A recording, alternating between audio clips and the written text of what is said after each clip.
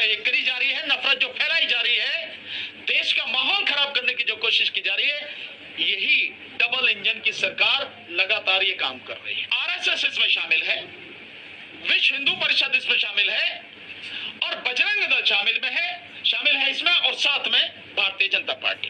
प्रधानमंत्री मणिपुर पर कुछ नहीं बोले, क्या हाल हुआ है आप सब जानते हैं। हरियाणा में घटना हो रही है, प्रधानमंत्री के मुंह से एक शब्द नहीं निकला है। भिन्न भिन्न कम्युनिटी के लोग हैं, वो सभा में नहीं आए और एक तरह से आरएसएस के और बजरंग दल और इनके विश्व हिंदू परिषद के मंसूबों पर पानी वहां की पब्लिक ने फेर दिया है। जो इनके आईटी सेल के कीड़े हैं, तनखैया कीड़े, ये लगातार जो गंदगी फैला रहे हैं, उससे माहौल कभी भी बिगड़ सकता है। आपका फरीदाबाद में भी है, गुड़गांव में भी है, आगे पलवल तक पहुंच गया, उधर पानीपत सोनीपत तक पहुंच गया। और देखिए मजेदार बात कि हरियाणा के कई हिस्सों से, हो सकता है और राज्यों से भी लोग आए हो, जिस यात्रा की वो शुरुआत वहां से कर रहे हैं, जिस यात्रा को निकालने की बात कर रहे हैं जल चढ़ाने के लिए, उसमें अलग अलग जगह से लोग आए हुए। तो ये जो गंभीर परिस्थिति है, इस परिस्थिति ने वाकई देश को जो है बहुत संकट में डाल दिया है।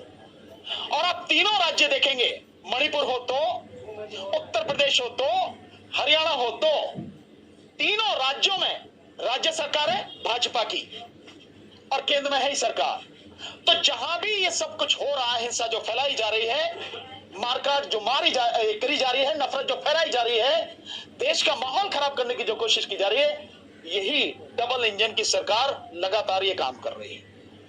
और प्रधानमंत्री खुद इन सब में शामिल है, अपने आप को अलग नहीं कर सकते हैं। 90 दिन से प्रधानमंत्री मणिपुर पर कुछ नहीं बोले, क्या हाल हुआ है आप सब जानते हैं। वहां पर हरियाणा में घटना हो रही है, प्रधानमंत्री के मुंह से एक शब्द नहीं निकला है। क्या उसे रोका नहीं जा सकता था? नूह में जिस पर्टिकुलर जगह से वो सारी चीजें हुई, वहां पर 3 घंटे तक पुलिस का आता पता नहीं था। जिस समय इस घटनाएं हुई, कहां थी पुलिस?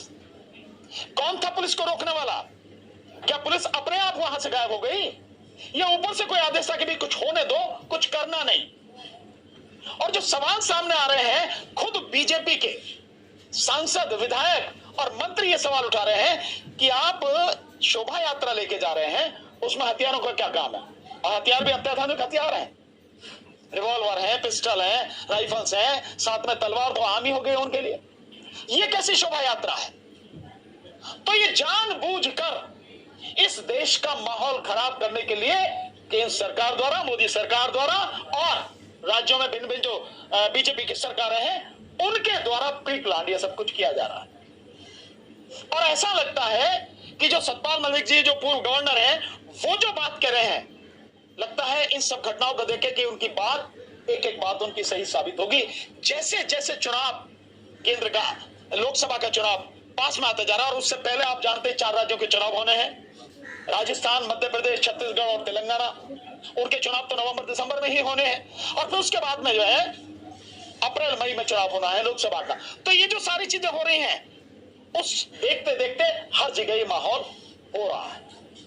नोएडा में भी एक बड़ी, मतलब उसकी वो हुई है, उसके खिलाफ रैली वगैरह हुई है उसके संबंध में। और एक और मजेदार जो बात है कि इसके सिलसिले में आरएसएस कई जगह पर आंदोलन करने की और यूं कहें कि वो प्रदर्शन करने की अनुमति मांग रहा है, जिसमें सुप्रीम कोर्ट ने कहा कि भाई ये तो प्रशासन का काम है, वो अपना काम करे। प्रशासन यहां किस बात के लिए आया है? पुलिस अपना काम करे। 23 जगह के लिए तो केवल दिल्ली में ही आरएसएस कह रहा है प्रदर्शन करने की। क्या है इसका मतलब? इसका मतलब साफ है कि जब जो जनता के जुड़े हुए जितने भी मुद्दे हैं, उन पर आप पूरी तरह से फेल हो चुके हो। 3 महीने से मणिपुर में हिंसा चल रही है, संसद में आप जवाब नहीं दे रहे, अविश्वास प्रस्ताव केंद्र सरकार के खिलाफ लाया गया, मोदी सरकार के खिलाफ, और सुप्रीम कोर्ट के सामने जो फैक्ट आए हैं, जो सुमोटो एक्शन सुप्रीम कोर्ट ने लिया है, उसमें जिस तरह से केंद्र सरकार, मोदी सरकार एक भी सवाल का जवाब देने में समर्थ नहीं है और पूरी तरह से नंगी हो गई दुनिया के सामने, उन सारी स्थितियों से घिरते हुए तब ये साजिश के तहत ये सब कुछ किया गया है। अन्यथा चंद गुंडे आके इस तरह से भड़काने वाली बात कर रहे हैं और पुलिस कुछ भी नहीं कर सकती। तो कहां है एनआईए इनकी, कहां है सीबीआई इनकी, कहां है इंटेलिजेंस इसका? लोकल पुलिस क्या कर रही है? ये फौज जो है इनके पास में ही क्या कर रही है? 6 लोगों की मौत हो गई इस हिंसा में बेवजह, जिसका कोई अर्थ नहीं था। 2 होमगार्ड वाले मारे गए। तो हम इसकी कड़े शब्दों में भर्त्सना करते हैं, हम इसका कड़े शब्दों में विरोध करते हैं। वहां के लोग लगातार हमारे संपर्क में हैं और हम लोग वहां किस तरह से वहां जाएं, किस तरह का प्लान हो, ये इस बात पर निर्भर करता है कि जो वहां के साथी हैं, क्योंकि केवल वहां जाके और आप केवल पर्यटन करके आ जाए उसका कोई अर्थ हम नहीं समझते। आप जानते हैं महमूद भाई ने जिस समय जहां दिल्ली दंगा हुआ था, इन्होंने व्यक्तिगत रूप से जाके पूरी दिल्ली में जहां जहां सब इफेक्टेड लोग थे जाके उनसे बात की, उनकी बातों को सुना और उसके बाद में जो मुकदमे हैं लगातार हम लोग लड़ रहे हैं। तो हम जाने का मतलब हमारा यह है, अगर हम जाएंगे तो कोई अर्थ है उसका, उनको जो लीगल एड चाहिए वो प्रोवाइड कराएंगे, उनके जो मुकदमे हैं वो उनको लड़ेंगे, और साथ में जो पुलिस की ये गुंडागर्दी है और पुलिस की जो नाकामी है, ये यूं कहे कि पुलिस भी उसी षड्यंत्र में शामिल है।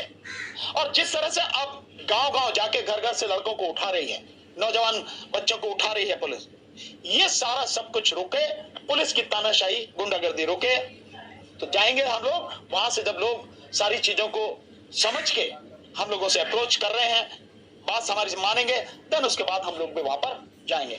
इसी सिलसिले में आज हमने ये प्रेस कॉन्फ्रेंस बुलाई है और हमारी हिदायत, हम चेतावनी देना चाहते हैं केंद्र सरकार को और राज्य सरकारों को और विशेषकर आरएसएस को कि ये जो देश का माहौल खराब करने की आप कोशिश कर रहे हैं, इसे न करें। इससे किसी का भला होने वाला नहीं है। आज तक हिंसा में कभी किसी का भला नहीं हुआ। और साथ के साथ जो भी वहां पर लोग हैं, मेवात के जितने भी लोग हैं, हालांकि वहां वो ऐसा इलाका है, 1947 में जब देश में कई जगह पर दंगे हुए, मेवात के इलाके में कोई दंगा नहीं हुआ।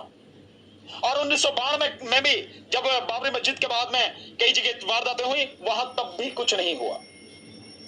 और वो उस स्थिति में है जबकि वहां की 80% आबादी मुस्लिम आबादी है, लेकिन लोगों की समझदारी का, लोगों की सहन शक्ति का स्तर इतना है कि वो किसी भी तरह से इस बहकावे में नहीं आते। और इस बार तो केवल उन्होंने नहीं, जो भिन्न भिन्न समाज के लोग हैं, जैसे उकसाने की कोशिश की, अभी भी आप सोशल मीडिया में देख रहे हैं, किसानों को उकसाया जा रहा है।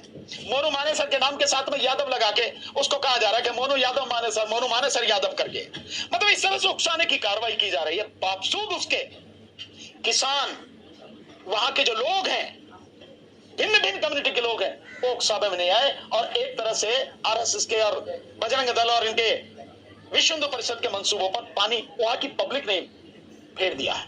पर फिर भी ये घटनाएं दुखद है और सोशल मीडिया के माध्यम से जो इनके आईटी सेल के कीड़े हैं, तनखैया कीड़े, ये लगातार जो गंदगी फैला रहे हैं, उससे माहौल कभी भी बिगड़ सकता है।